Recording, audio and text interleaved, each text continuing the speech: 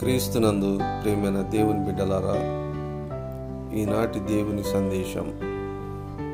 అప్పుడు యెహోవా యెహోషువతో ఇట్లా నేను మోషేకు తోడై ఉండినట్లు నీకును తోడై ఉందునని ఇజ్రాయేలీయులందరూ ఎరుగునట్లు నేడు వారి కన్నుల ఎదుట నిన్ను గొప్ప చేయ మొదలుపెట్టెదను.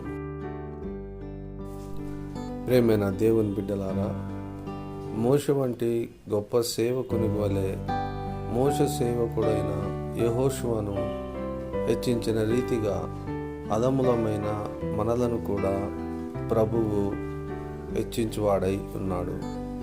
దేవుడు మిమ్మలను దీవించునుగాక. Be kind to one another and don't give in to fear. That's all that I am asking for